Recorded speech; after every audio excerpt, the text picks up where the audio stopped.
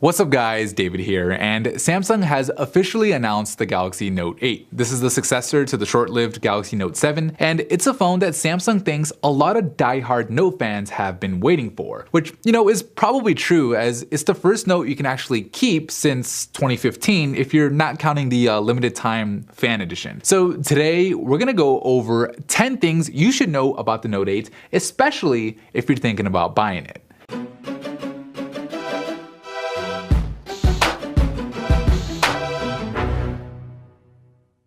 This episode is sponsored by Squarespace. Whether you need a domain, a website, or an online store, make your next move with Squarespace. Okay, so the first thing you should know about the Note 8, and something I'm actually really excited about, is it'll offer better performance than the Galaxy S8. No, I'm not talking about a new processor, like don't get too excited. It's the same processor that came with the S8, which, isn't a bad thing, but the difference is the Note 8 is packing 50% more RAM at 6GB compared to just 4, which, considering that Samsung phones typically haven't had the best RAM management, that's something that's definitely welcomed. Now, the second thing you should know about the Note 8 is while the 6.3-inch screen doesn't seem all that different from the Galaxy S8's 6.2-inch screen, the Note 8 screen does have certain advantages. For one, the curved edges are now less pronounced than they were on the S8 Plus. This gives the Note 8 more usable screen space since less of it's actually being used up by the curve, and the new edges also have the benefit of reducing the edge distortion that you'd sometimes get on the S8 screen, like when you're watching a video in landscape. And in my experience, the less pronounced edges also make the phone feel a little bit more comfortable to hold in the hand. But it's not just the edges that are more subtle. The corners of the screen are as well, with the Note 8 having less rounded corners than the S8 Plus does, which again gives the Note 8 more usable screen real estate. So it's only 0.1 inches bigger on the spec sheet, but when you use it, it does actually feel bigger than that, which on a Note is great. But the third thing you should know is not so great, in that the battery powering this larger screen is actually smaller than the one on the Galaxy S8 Plus. It's not by much, it's a difference of like 200 milliamps, but still, it's kind of disappointing considering that the screen is bigger and will probably suck up more battery. Now, if you're sitting there like scratching your head wondering why the heck Samsung would put a smaller battery in a bigger phone,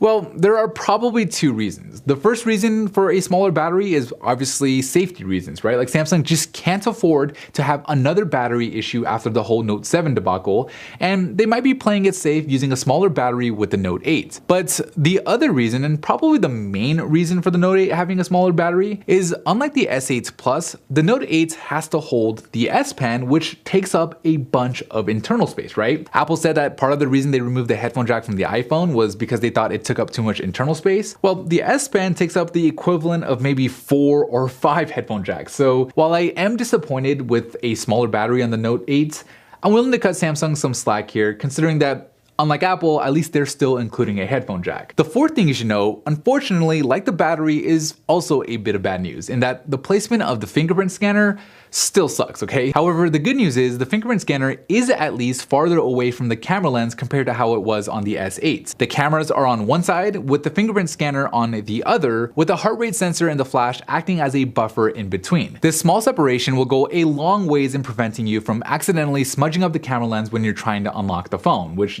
is definitely nice, and it also makes finding the fingerprint scanner a lot easier since you can quickly distinguish it from the rest of the sensors, unlike on the Galaxy S8. Now, speaking of sensors, the fifth thing you should know about the Note 8 is it has a dual camera system. It's a lot like the one on the iPhone 7 Plus. It has similar features to it like 2x optical zoom, along with a live focus effect that gives you that nice background blur that you typically only get on DSLRs. However, what's cool about the way Samsung has integrated it is you have the option to essentially undo the blur effect in case you change your mind or in case it messes up, which from my experience happens from time to time with these dual cameras. The cameras also support a dual capture mode where the phone will take 2 photos at the same time, one from the telephoto lens and the other from the wide angle lens, which is great for when a photo you took comes out blurry, as you'll at least have a backup option that may have come out clearer. In fact, this exact situation actually happened to me when I was testing the phone, with the zoomed in photo coming out blurry while the wide photo came out perfectly clear. So if you only have one opportunity to take a photo,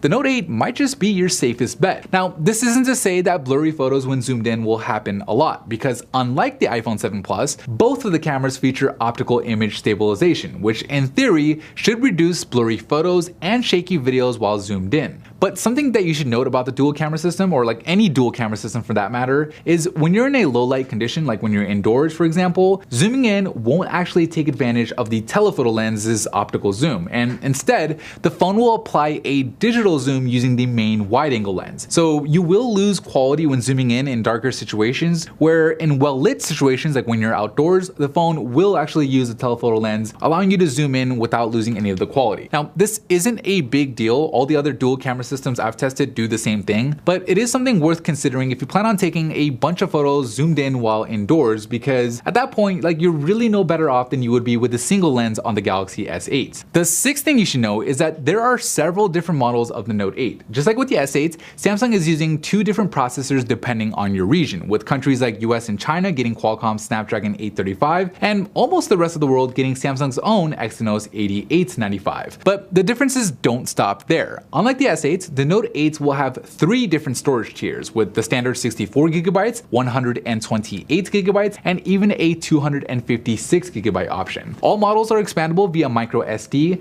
and the phone is available in 4 different colors. But if you live in the US, you should know that your choices are unfortunately going to be limited, with only the 64GB model being available, with black and silver being the only color options you can choose from. That's the boat I fall in, and you know, it's disappointing because that blue Note looks really nice, but you know, what are you gonna do? But at least the seventh thing you should know is a bit of good news for those of you who live in the US, and that for the first time, Samsung is launching an unlocked version of the Note 8 right alongside the carrier versions. With the S8, you had to wait a month before you can get the unlocked version, which, you know, when you're excited for a new phone is a really hard thing to do. So if you want a phone with no carrier bloatware and you want a phone that will work on any network, I'd strongly consider taking a look at the unlocked model, which Samsung does seem to be doing a better job at updating now compared to the unlocked S7. But regardless of whether the Note 8 you end up getting is unlocked, or it's gray, or it's blue, the eighth thing you should know is that it won't work with any of the previous Gear VR headsets, even the one that just came out with the Galaxy S8. The ninth thing you should know about are the new software features that Samsung will be rolling out with the Note 8. For those of you who care about split screen multitasking, Samsung introduced a new feature called Smart Pair, which allows you to save a pair of apps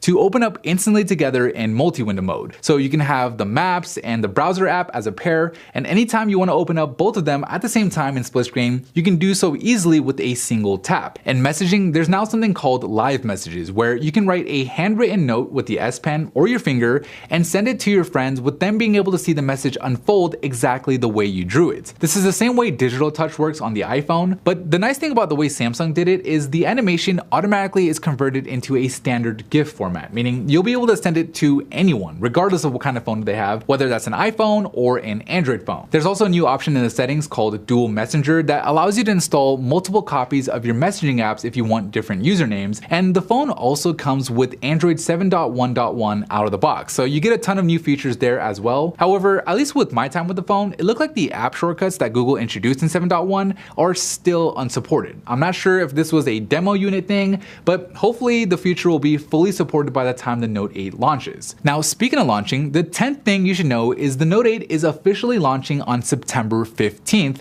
and it'll be very expensive. It'll come in somewhere around $950 depending on where you get it, but Samsung is at least offering past Note 7 customers up to $450 in credits, and right now if you pre-order, they'll throw in a free micro SD card and a wireless charger, which just might make that $1,000 that you're dropping on the phone feel worth it. But what do you guys think? Now, before I jump out of here, I want to talk to you guys about the sponsor for today's video in Squarespace. If you've been thinking about starting your own website, whether it's like for your portfolio, your blog, your business, whatever it is, Squarespace can help you make your next move. I've been building websites for years now, since I was 13 years old, and honestly guys, I've never come across a way that's easier to get your own website up and running in a way that looks clean and in a way that looks professional. Squarespace makes it super easy to build your website. Everything is like seriously drag and drop, and and they take care of all the back-end stuff like updates, letting you focus on what it is you actually want to do with your website without having to worry about all the technical stuff. They've got tons of beautiful templates that you can choose from to match your style. They have award-winning 24/7 customer service, and right now they're hooking it up for you phone buffs, where you can start your free trial today at squarespace.com/phonebuff